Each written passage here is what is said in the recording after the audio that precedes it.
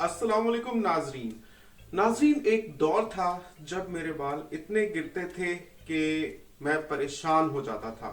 यानी मैं ऐसे करता था तो मेरे बहुत से बाल झड़ते थे। मैंने कौन सी वो 7 चीजें की जिनके बाद इस कदर तब्दीली आई कि अब मैं ऐसे करूं, चाहे ऐसे पकड़ कर खींचूं तो एक बाल भी नहीं गिरता। आज वही 7 राज आपके साथ शेयर करने वाला हूं। वीडियो को एंड तक देखिएगा ताकि आप मेरी कहानी सुनकर समझ सकें और जान सकें कि आखिर मैंने अपने बालों को गिरने से कैसे रोका। यहां मेरे बाजू में कुछ प्रोडक्ट्स आप देख रहे हैं, इनके बारे में भी मैं आपको बताने वाला हूं। जल्दी से इस वीडियो को लाइक कर दीजिए। तो चलिए वीडियो शुरू करते हैं। नाज़रीन, इन 7 सीक्रेट्स में से पहला सीक्रेट ऐसा है जिसका आपको बालों की हेल्थ से शायद कोई बराह रास्त राब्ता समझ ना आए, नजर ना आए, लेकिन मैं समझता हूं कि कहीं ना कहीं इसका बड़ा एक कुलीदी किरदार रहा है। और ये रहा है कि मैं अल्हम्दुलिल्लाह 5 वक्त नमाज पढ़ता हूं। कभी कभार कोई मिस हो जाए तो हो जाए, और कोशिश ये रहती है कि मस्जिद में जाकर पढ़ूं। वल्लाह ये बताने से हरगिज ये गर्ज नहीं है कि आप लोगों को ये बावर कराऊं कि मैं बड़ा नमाजी, बड़ा परहेजगार हूं। लेकिन एक है चीज जिसका मैं समझता हूँ कहीं ना कहीं कोई रोल रहा होगा, तो आपके साथ शेयर कर रहा हूँ। तो मैं समझता हूँ नमाज इंसान को जहनी तौर पर बड़ा बैलेंस्ड रखती है, और ओवरऑल उसकी तबीयत में एक ठहराव और एक पुख्तगी के साथ साथ कहीं ना कहीं एक मेंटल बैलेंस और एक अंदर की दिल की खुशी इंसान के अंदर पैदा करती है। और मैं समझता हूँ कि इंसान के अंदर जो होता है उसका मेन इफेक्ट होता है उसके बालों की हेल्थ के ऊपर। क्योंकि जिनके बाल झड़ रहे होते हैं वो बहुत कुछ बाहर से तो लगाते हैं, लेकिन बहुत कुछ उनके अंदर से खराबी होती है जो रूट कोज होती है बालों के गिरने का। तो नमाज कहीं ना कहीं मेरे अंदर वो तबीयत का ठहराव और अंदर की खुशी पैदा करती है, सुकून और इत्मीनान पैदा करती है कि मैं माशाल्लाह मेंटली पुरसुकून रहता हूं। अभी आप मुझसे पूछे, अल्हम्दुलिल्लाह मुझे एक भी टेंशन नहीं है, अल्हम्दुलिल्लाह। दूसरा सीक्रेट आपके साथ शेयर करूं तो वो रहेगा एक्सरसाइज। हालांकि अब तो मैं एक्सरसाइज, जब से मेरी शादी हुई है उसके बाद से रूटीन इस हद तक चेंज हो गई कि जिस तरह से मैं पहले बहुत अच्छी एक्सरसाइज करता था और डेली एक पोर्शन निकालता था एक्सरसाइज के लिए, जैसे 30 से 40 मिनट्स, लाइक 40 मिनट्स मैं डेली रनिंग करता था शादी से पहले पहले, और मैं बिल्कुल इन शेप होता था। यहाँ पर आप मेरी कुछ तस्वीर भी देख सकते हैं।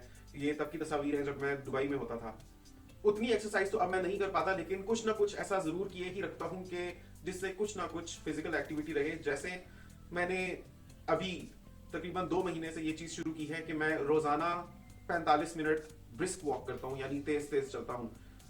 यहां से मैंने दोबारा से शुरुआत की है, इंशाल्लाह इसको नेक्स्ट लेवल पर लेकर जाऊंगा। करते करते इंशाल्लाह दोबारा से वो मोमेंटम और एक रूटीन पकड़ूंगा जिसमें मैं बड़ी रफ एंड टफ किस्म की एक्सरसाइज करता था, और इंशाल्लाह कुछ वेट भी मजीद शेड ऑफ करने का प्रोग्राम है।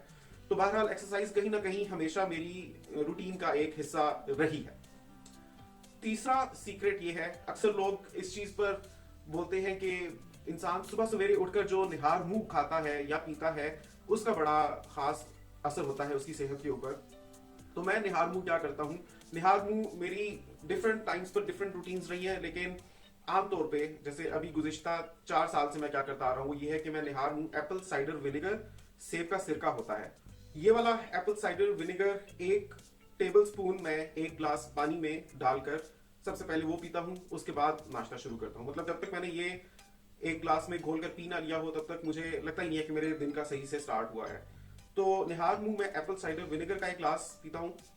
और आज से 4 साल से कबल मैंने ये किया था कि कलवंजी का तेल, जो वर्जिन ऑयल होता है कलवंजी का, ब्लैक सीड का, वो मैं 1 टेबल स्पून पीता था जब मैं दुबई में होता था। निहार मुंह उसका भी सुना था कि बहुत अच्छा इफेक्ट होता है। तो बहरहाल अब तो मेरी जिंदगी का रूटीन का एक हिस्सा बन गया हुआ है। तो मैं ये एप्पल साइडर विनेगर से दिन का आगाज करता हूँ, निहार मुंह मैं इसको पीता हूँ। चौथे नंबर पर मैं आपसे जिक्र करना चाहूंगा कि मैं शैम्पू कौन सा इस्तेमाल करता हूँ। मैं बहुत ज्यादा वेरिएशंस नहीं लाया शैम्पूज में, मैं एक ही ब्रांड के साथ स्टक रहा हूँ। होंगे और भी ब्रांड्स अच्छे, लेकिन मैंने कौन सा यूज किया है बस वो आपको बताना है। तो लगभग as far as I can remember 2012 से कम से कम मैं लोरियाल यूज कर रहा हूँ, और लोरियाल का भी फॉल रेजिस्टेंट शैम्पू मैं यूज कर रहा हूँ। फिलहाल ये इस किस्म की पैकिंग में आता है, L'Oreal and wife fall resist. शायद इसका भी कुछ रोल रहा हो मेरे बालों की जड़ों को मजबूत करने में। तो शैम्पू मैं लोरियल का यूज करता हूँ। नेक्स्ट हम बात कर लेते हैं ऑयल की, क्योंकि जब भी बालों की हेल्थ की बात आती है तो ऑयल्स के बिना बात की जाए तो वो तो अधूरी ही लगती है। तो ऑयल कौन सा मैं यूज करता रहा हूँ, मैंने मोस्टली वाटिका का हेयर ऑयल यूज किया है। वाटिका के बहुत सारे टाइप्स के ऑयल्स है, मतलब डिफरेंट चीजों के, उसका कोकोनट ऑयल भी होता है। उसका मैं जो यूज करता रहा हूँ वो आमतौर पर ऑलिव ऑयल यूज किया है मैंने, या मैंने वाटिका का सरसों का तेल इस्तेमाल किया है। और ऑयल को मैं ऐसे इस्तेमाल करता रहा हूँ कि जब मैं शैम्पू करके निकला तो मैं सिंपल तौलिए के साथ बाल ड्राई करता हूँ और उसके बाद फौरन मैं 1 टीस्पून ऑयल लेकर और उसको अपने हेयर में मसाज करके कंघी करता हूँ। यहाँ पर ये भी मैंने अक्सर सुना है कि ऑयल लगाने का भी एक तरीका होता है। ऑयल लगाने का ये मतलब नहीं है कि आप अपने बालों में ऑयल लगाएं, बल्कि ऑयल आपकी जड़ों में जाना चाहिए।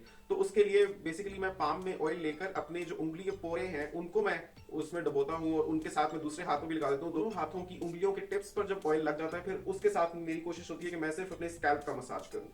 तो ये तरीका भी बहुत जरूरी है समझना कि ऑयल लगाना है तो लगाना किस तरह से है। नेक्स्ट मैं बात करना चाहूंगा मल्टी वाइटामिन की, क्योंकि जिनके बाल झड़ रहे होते हैं वो बेचारे सब चीजें ट्राई कर रहे होते हैं।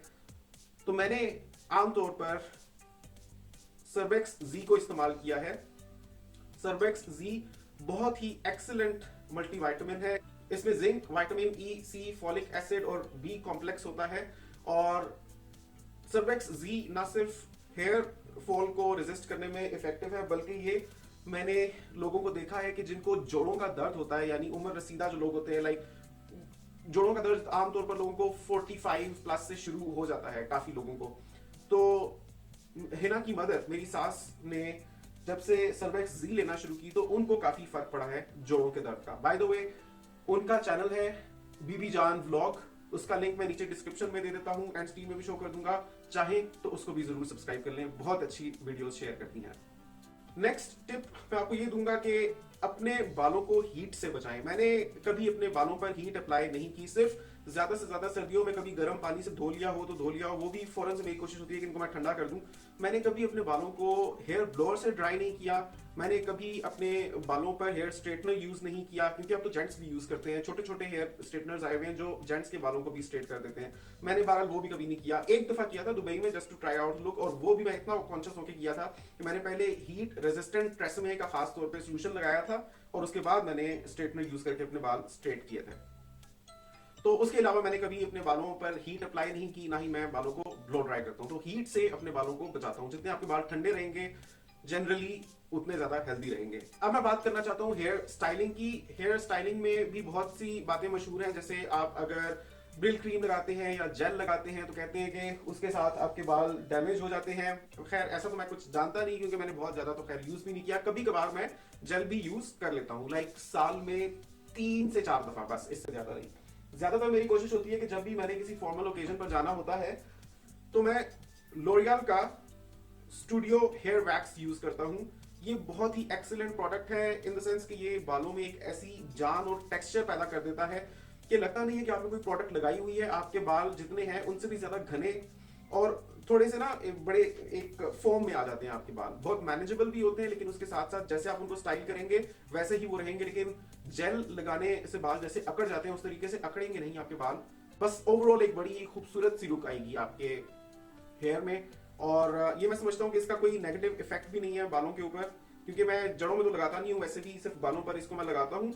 और ये सिर्फ एक मोम की तरह से होती है, बिकॉज इट्स जस्ट वैक्स। तो इसने क्या ही डैमेज करना है, बस वो फंक्शन अटेंड करके आके मैं बाल धो लेता हूँ। तो जब भी मैंने कोई बहुत फॉर्मल ओकेजन अटेंड करना तो मैं लाजमी ये लगाता हूँ, बिकॉज मैं इसके बिना अपनी लुक को अधूरा महसूस करता हूँ। आखिर में मैं बात करना चाहूंगा नींद की, क्योंकि मुनासिब नींद लेना बहुत जरूरी होता है।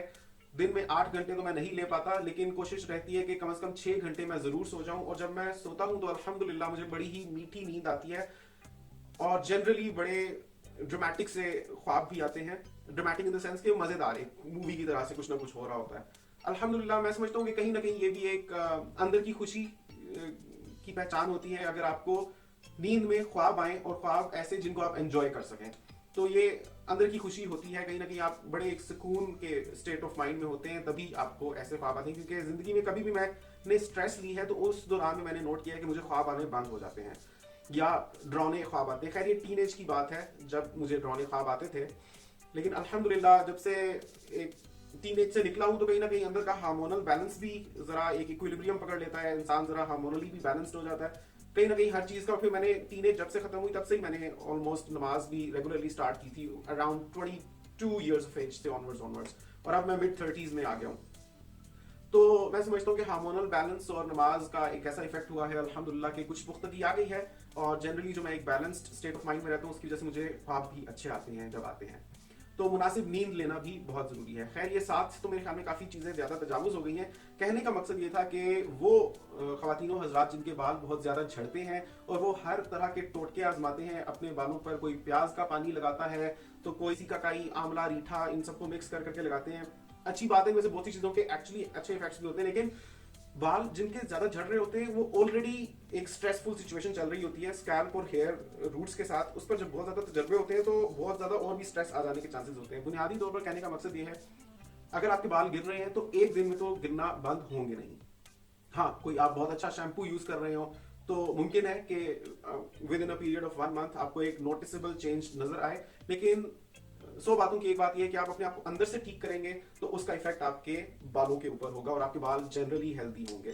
तो अंदर से अपने आप को ठीक करने के लिए एक तो नमाजों की पाबंदी कीजिए, नमाज कायम कीजिए, एक्सरसाइज करने की कोशिश कीजिए और जनरली खुश रहने की कोशिश कीजिए। बाकी प्रोडक्ट्स जो मैं यूज करता हूँ वो सब आपके साथ मैंने शेयर कर दी हैं। उम्मीद करता हूँ ये एक डिफरेंट किस्म की वीडियो आपको बड़ी पसंद आई होगी, और अगर आप चाहते हैं कि मजीद इस किस्म की वीडियोस बनाऊं, अपनी जिंदगी के राज आपके साथ शेयर करूं, तो नीचे कमेंट कीजिए, कमेंट्स में माशाल्लाह जरूर लिखिएगा, ये भी बताइएगा कि वीडियो आपने दुनिया के किस कोने से देखी है। चैनल को अभी तक अगर आपने सब्सक्राइब नहीं किया तो प्लीज सब्सक्राइब कर लीजिए, और हाँ, हमारा कनाडा चैनल तो जरूर सब्सक्राइब कर लीजिए, क्योंकि हम इंशाल्लाह कुछ ही महीनों में कनाडा जाने वाले हैं, तो वहां की सारी जिंदगी आपके साथ हमारा कनाडा पर शेयर करेंगे। मिलता हूँ अगली वीडियो में, तब तक के लिए अल्लाह हाफिज।